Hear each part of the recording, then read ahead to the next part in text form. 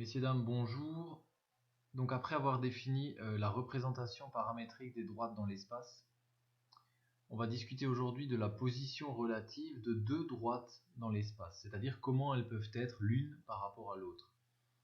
Alors pour cela, je vous rappelle que dans le plan, deux droites peuvent être sécantes, c'est-à-dire elles ont un point d'intersection, ou bien elles peuvent être strictement parallèles ou encore confondues.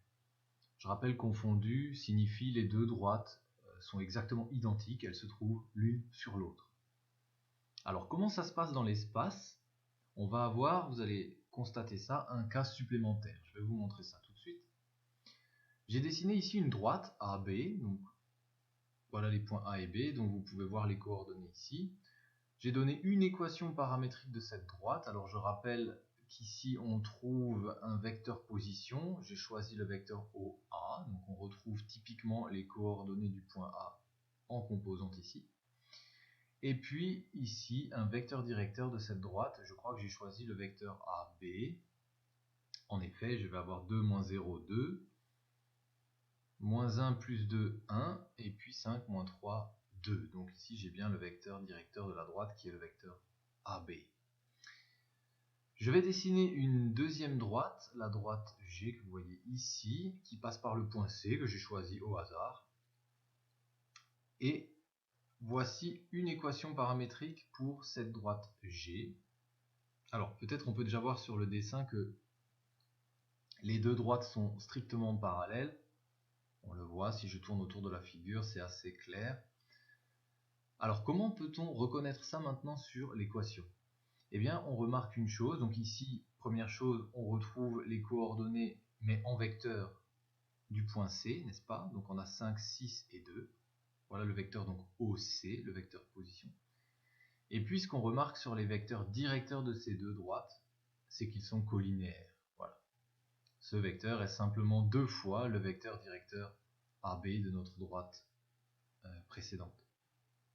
Donc voilà comment on peut décider si deux droites sont strictement parallèles. On a leurs vecteurs directeurs qui sont soit les mêmes, on peut avoir exactement le même vecteur, ou bien un vecteur collinaire, un peu plus grand, un peu plus petit, etc. Mais collinaire. Et donc un point C qui ne se trouve pas déjà lui-même sur cette droite. Voilà le premier cas. Je vais dessiner à présent le deuxième cas, celui-ci. Alors vous allez me dire, on voit rien, c'est normal, mais voici une équation d'une autre droite. En fait, cette droite que j'ai dessinée, cette droite H, c'est exactement la droite AB, donc on ne la voit pas. Si j'efface la droite AB, on la verra. Voilà, en fait, on a les deux droites sont superposées l'une sur l'autre. Alors pourquoi? Donc cette droite F et cette droite H sont confondues. Encore une fois, on peut déjà dire pour commencer qu'elles sont parallèles, puisque si vous regardez le vecteur directeur pour cette droite H, c'est exactement moins une fois le vecteur directeur de la droite AB. Donc encore une fois, ces deux vecteurs sont collinaires.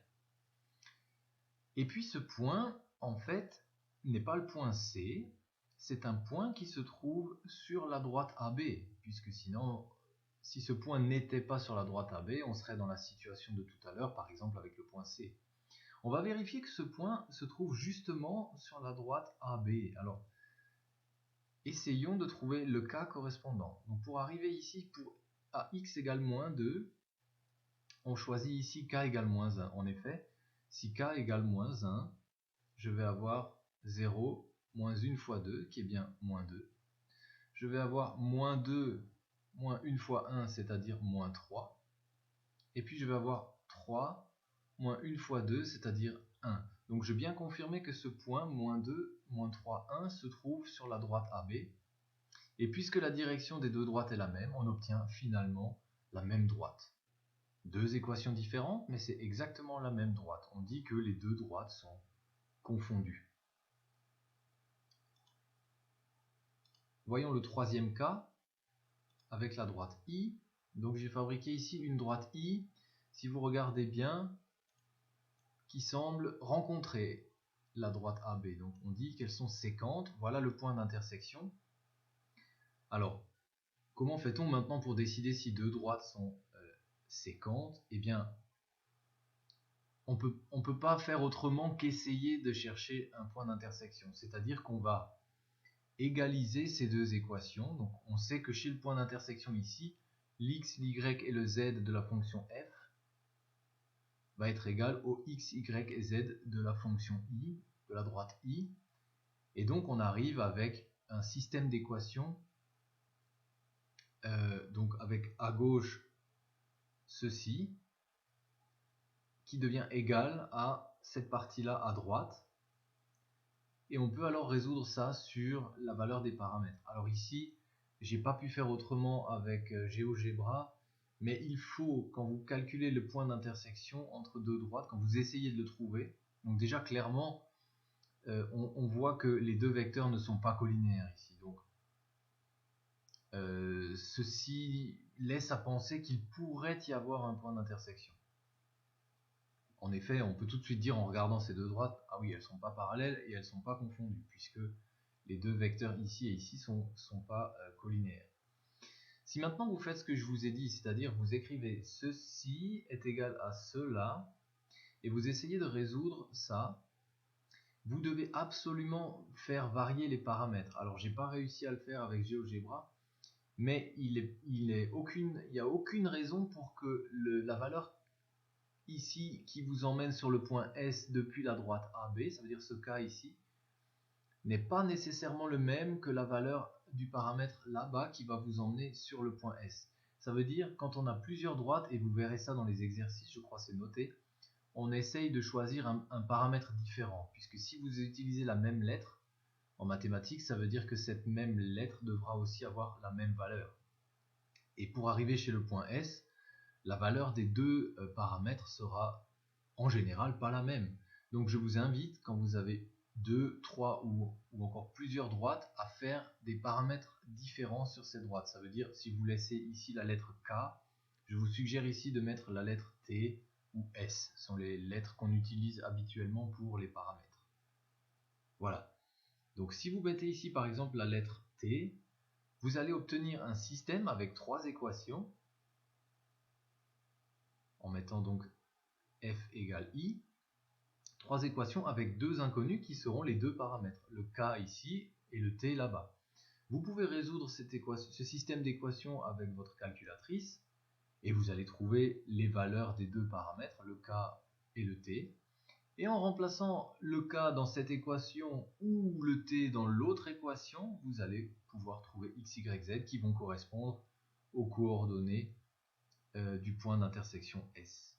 Voilà la méthode pour trouver l'intersection de deux droites. Donc, première chose, on constate que les vecteurs directeurs ne sont pas collinaires. Et ensuite, on essaye de chercher ce point d'intersection en faisant ce qu'on appelle communément Gleichsetzen. Vous mettez les deux équations ensemble, ça, cette partie-là égale cette partie-là, en pensant à changer les lettres des paramètres, pour ne pas avoir en tout cas deux fois la même lettre. Donc voilà le troisième cas qu'on avait donc aussi dans le plan, on appelle ça deux droites séquentes.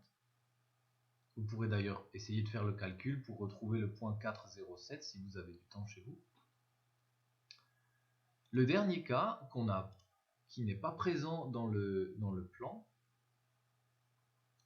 alors attendez, je dois encore enlever ça. Pourquoi cette droite reste là? Ça c'est bizarre.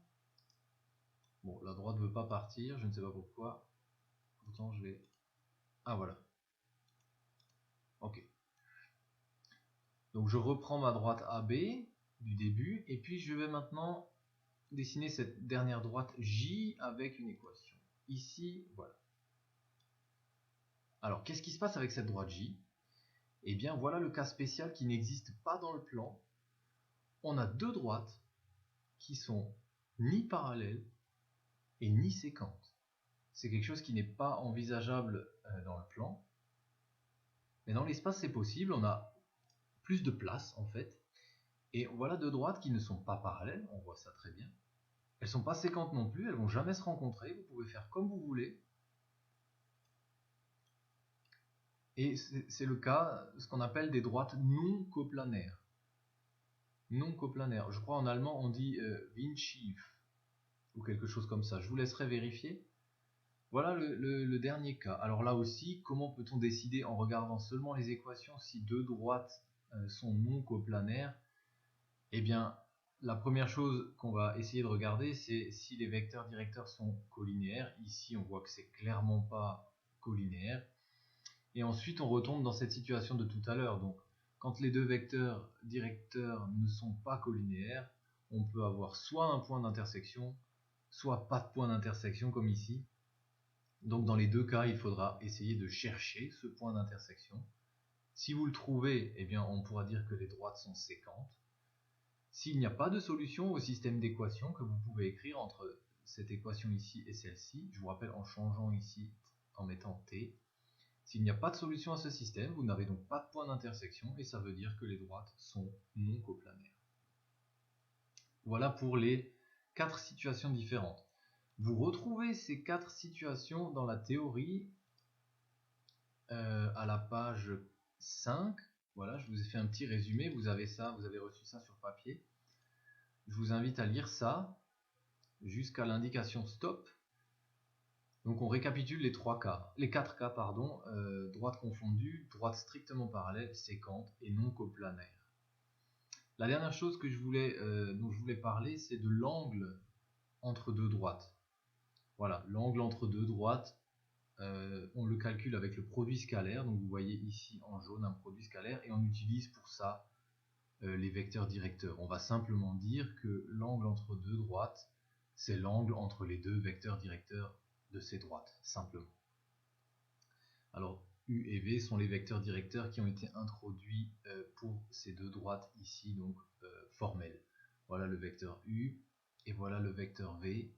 Donc si vous voulez savoir l'angle formé par ces deux droites, vous pouvez le faire en calculant le produit scalaire de U et V avec une valeur absolue autour, puisqu'on aimerait un angle plus petit que 90 degrés. Ça c'est seulement une tradition de calculer des angles plus petits que 90 degrés. Et vous divisez ça par la norme de U multipliée par la norme de V.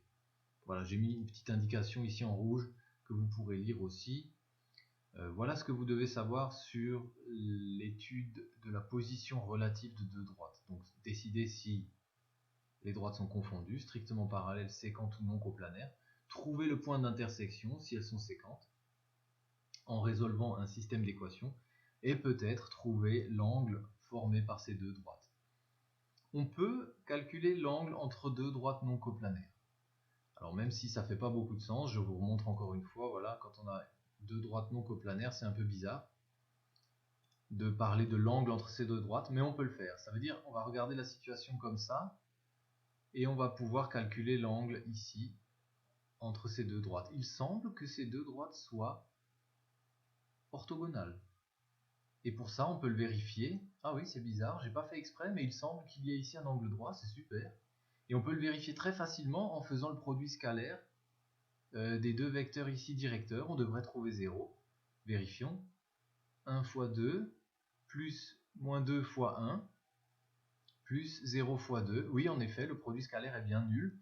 J'ai pas fait exprès, mais j'ai fabriqué en fait deux droites non coplanaires avec un angle de 90 degrés l'une avec l'autre. C'était vraiment pas fait exprès. Voilà. Dans le cas général, vous utilisez la formule donnée dans la théorie. Voilà. J'espère que cela pourra vous aider. Merci.